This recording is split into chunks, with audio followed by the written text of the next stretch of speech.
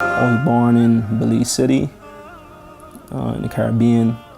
I was out there for 15 years. My dad wasn't present in my life for like the first, I'll say 8, because he sent for me out here when I was 8. And, I grew up with my grandma, and we were always like, our family always been close and also into religion as well, right? But now that I have the understanding that I have now, we never practice the Bible, like the teachings of the Bible. We say to love and all that type of stuff, but as far as, eating halal and all that, we never went into detail. How Jesus prayed, we never went to, details like that. But out there in that environment, it was good. It was a beautiful environment until probably like when I turned 14, 15, the violence just skyrocketed. And that's when I decided to, come out here without even telling my mama I was staying out here. I got out here in December 2007. And, when I got out here, I already told my dad that I was finna stay, but I never told my mom. So when I got out here, that's when I broke the story down to her, like, Mama, I'm not going back out there. Like, this is what's going on. And she didn't like it. Right? She wanted me to come back, but I told her, like, I'm staying. Like, I'm going to stay out here to try and better myself. And, I started off, like, going to school, and, I still had the morals that we have growing up in Belize, like, not stealing and all this type of stuff. Like, try to correct what's the wrong. I try to correct it, but I fell into, the lifestyle, or was influenced by the belief of my friends during that time. And, I basically became a big part of doing what's wrong, right? And my friends, they were following suit, right? And I end up, that's like the first 15, 16 years of my life, 17. I end up going to jail or prison at age 19, right? And I was sentenced to 9 years for armed robbery. For me, it started off as, just hanging out with my friends, claiming these different gangs, and like, if a person got a problem, then we gonna help each other and, defend my homie or my friend that I'm around. But just basically try to seek some type of family. That's what gang is, like, trying to seek, be amongst like that a brotherhood that is really not built on nothing though, when you really look into it. What made me start gangbanging is my cousin. Me seeing, my cousin have to fight and all that type of stuff, and I just can't let him fight like by himself.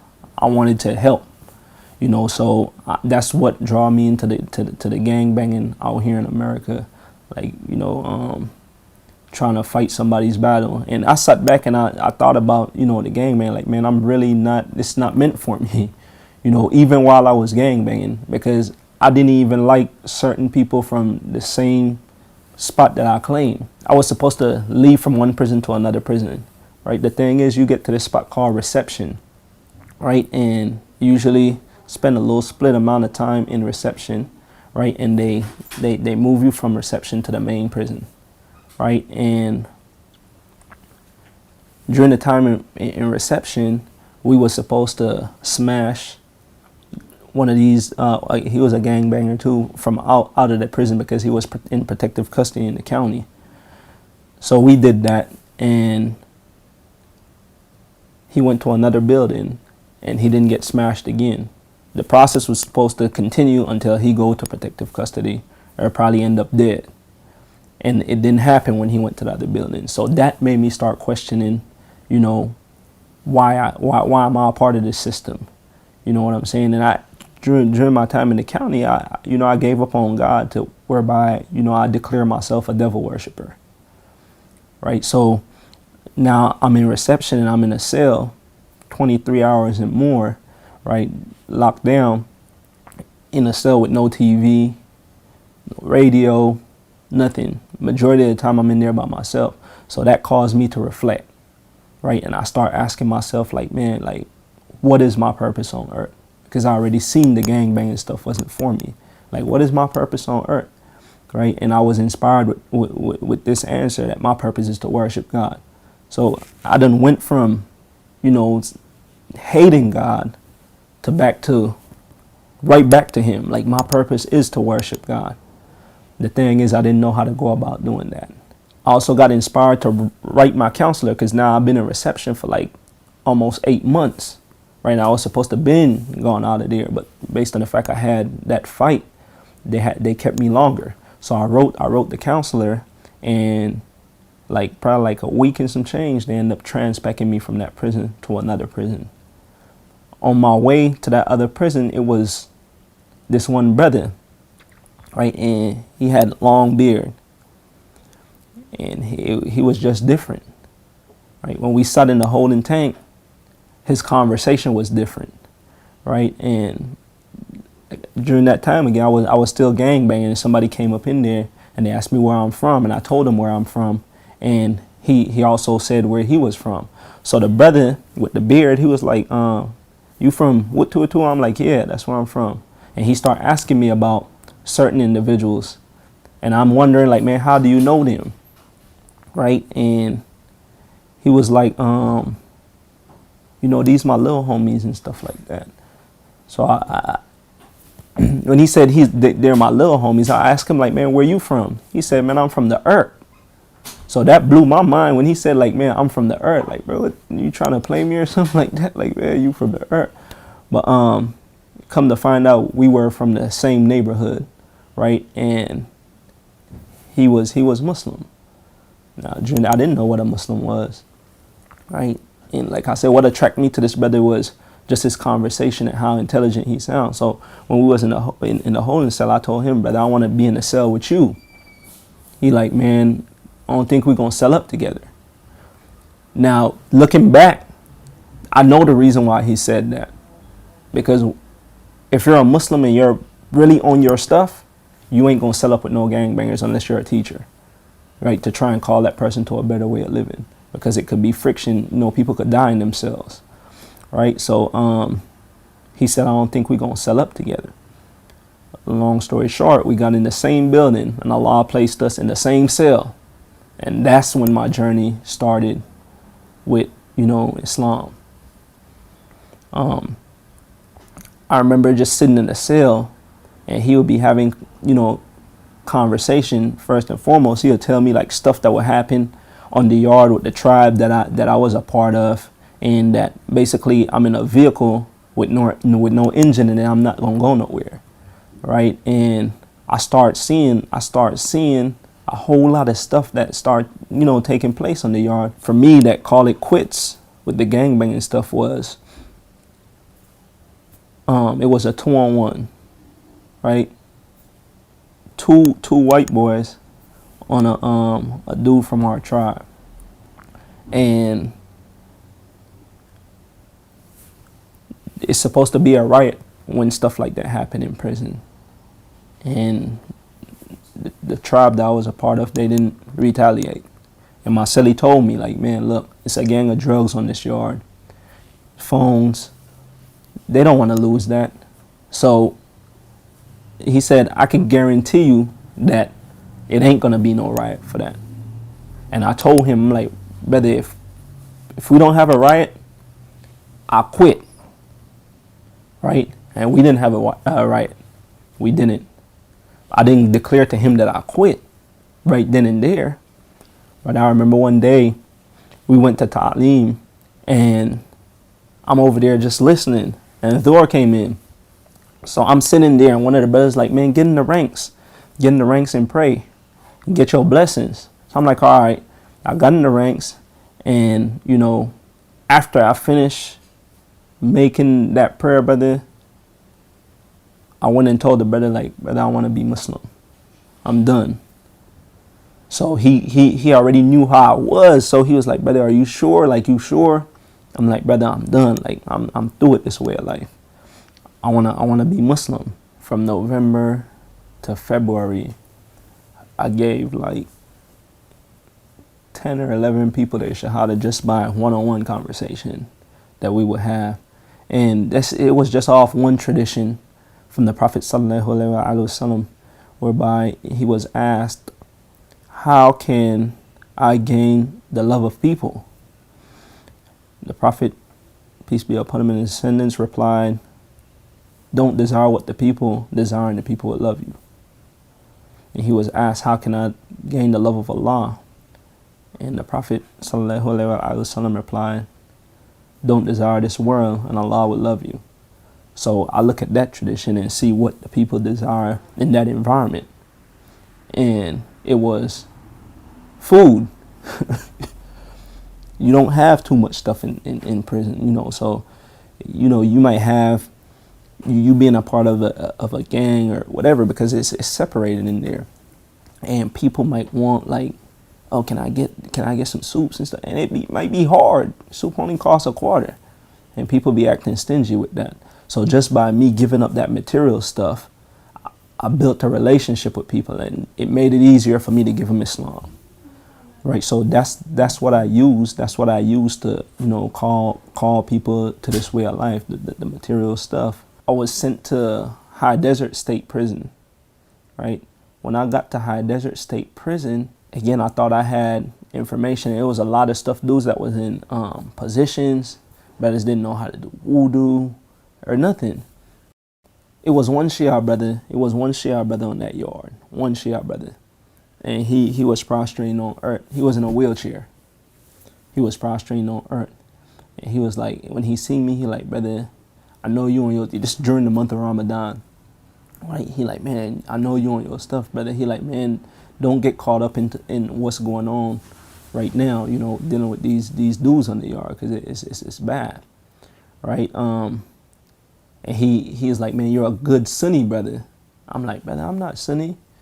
But I don't follow no method. So he started laughing. He was like, man, we talked about a little bit about the history and who was supposed to be the Caliph after the Prophet sallallahu alaihi wasallam, right? And he told me his opinion. I told him my opinion. And he slid me a book. The Straight Path, right? I got that book right now. It's in the car, right? But he slid me that book, and brother, when I read that book, and it was coming from the books that I've read, like the Sahih, the 6 Sahih books that I've read, it blew my mind. Because I'm like, man, how did I miss this? How did I miss this information right here? So now I want more. He slid me another book. Right? I forgot what that was called. Right? Then he was about to leave that prison. He was about to go to Lancaster State Prison. So he had a bag of books, and he was like, look, brother, I'm going to leave these books with you, right? And you disperse it in the chapel, you know, so brothers could have the information. For me, knowing that I didn't follow that during that time, I didn't follow no method, right? For me, I'm like, man, I'm not about to give this books to the chapel. I told him, like, brother, they ain't going to listen to this right here. You know, I'm about to read all these books, brother. I'm going to keep them. I'm going to read all of them. And that was my transition into Shia Islam. I start seeing the truth right there. And this is after I done told my celly up in there that I'm not Sunni nor Shia. But I start studying, like, as soon as I get up, brother, as soon as I open my eyes, I'm in a book, right? And I was already declaring myself, I'm a Shia. I'm telling myself, brother, like, I'm a Shia, brother. Like, I'm a Shia. So when I left that prison, I ended up transpacking. I only stayed there for 8 months. I ended up transpacking. And I was making dua to Allah that I go back to the same prison that I started out, the same prison I took my Shahada at, because I knew that the chaplain up there, he was Shia. Then I knew the brothers up there that you know, they were outstanding, brother. Like, they were Shias. And I wanted to get around those brothers. So when I got back, you know, Allah placed me back to that prison. It was only one brother that was up there prior, right? And this was the brother who had life without the possibility of parole that was coming to the cell. So I'm like, look, brother, I'm like, I'm ready. He like, what you mean? Because he's Jamaican. What you mean, Akhi? I'm like, man, look, brother, slide me the books. I need to study, brother, because you know, brothers, Shia brothers, they don't be sliding out their books like that, because they already know how brothers is when it comes down to that information in that environment. They really, really hate Shias. You know what I'm saying? Just based on, not by investigating, just by stuff that they hear, right? So they don't go study for themselves. So they already have that animosity when they hear Shias or see the name Ali. It's like it's a problem, right? So I'm like, brother, I need to study. Just slide me the book, right? He slid me Essence of the Quran, and he slid me Peshwa Nights. Peshwa Nights, it did it, you know, because again, I'm reading this book, brother, and it's coming from the majority of the sources in that book is from, you know, they are Sahih, Bukhari, Muslim, and books that I'm familiar with, and the arguments is strong. The thing is, a person just look past it and not really ponder on what's being said. Like for instance, the Hadith Taqlain, right? The two weighty things that I left the Quran behind and Mahul Bayt.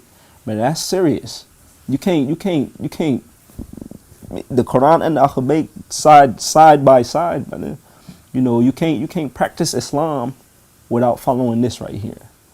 You know what I'm saying? So again, it caused me to dig and it opened up my eyes. And one of the brothers, my celly during that time, he came up under a Shia brother, but he wasn't Shia. He like, man, I'm cool with that. I'm cool off that stuff.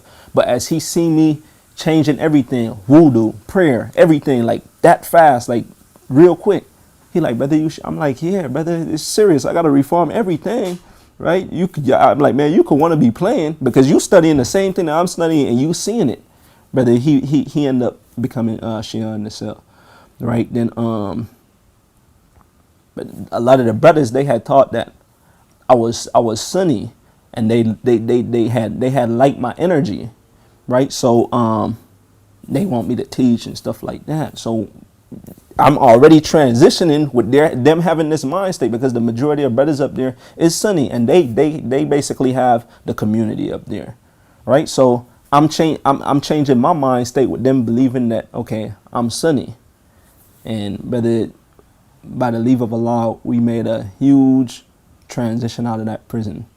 Like that was the best prison that I've been a part of, brother, because you know, like everybody that was coming to my cell by the leave of Allah, they were embracing the household, right? They were embracing the household, and you know, brothers would let me teach and stuff like that. So for me, I'm not about to hide the truth.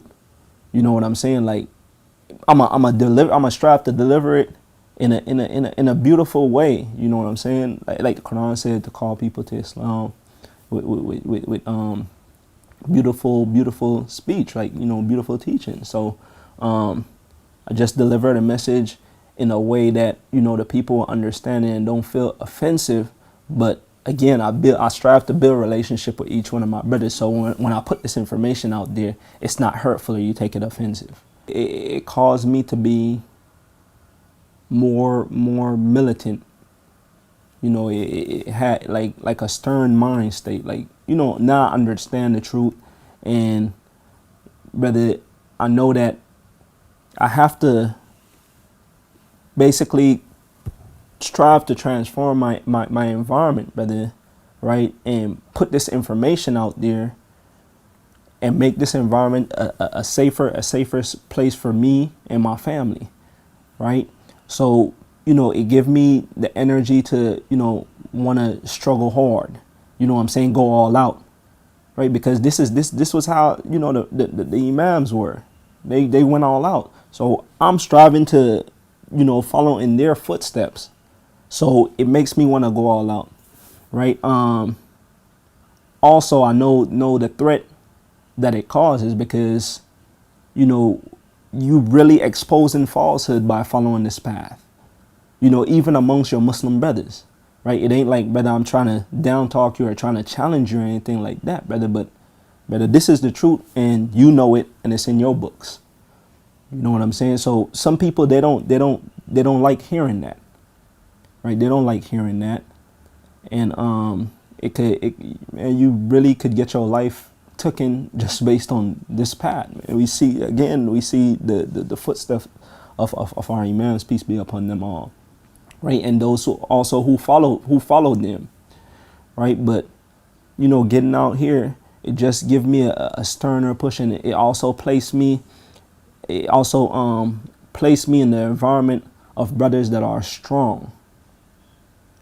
You know what I'm saying? Like brothers that really striving to change or reform society, right? And that's what I want to be a part of, right? It makes sense, and it sit with me, and I feel like, this is the truth, brother. It ain't no if, ands, buts, right? You no matter what, when Allah said to, go out there in the world and, go investigate, you're going to come back right here. And that's how I feel about Shia Islam. You could go investigate any ideology, any concept, right? And you're going to see that this right here is the truth by the leave of Allah. I mean, the Ahlul, peace be upon them all, is the reason why, I'm where I'm at today, right? It means my whole existence. The Ahlul means my whole existence to me, brother, because they are connected with Allah, and the only way I'll be connected with Allah is through them, through the Prophet and his household, right? That's the ultimate truth, right? So that means the world to me, right? And how they help me out here in this environment, brother, just looking at their struggle, brother, I always have to remember that our leaders been through worse than what we're going through right now in this society, right? And it also caused me to strive towards, being more patient, while holding on to the rope of Allah. Now, being patient doesn't mean to just let injustice happen. I could be patient by fighting against injustice, whether it's, verbally, holding in my heart, right? If I have to go out there on the battlefield when it's permissible, but then go out there and get it popping. But, it helped me understand, following this path helped me understand life more. You know what I'm saying? Just studying and understand what they've been through. It gives me a deeper understanding on life right now. Right. And again, it means everything to me. This means for my existence.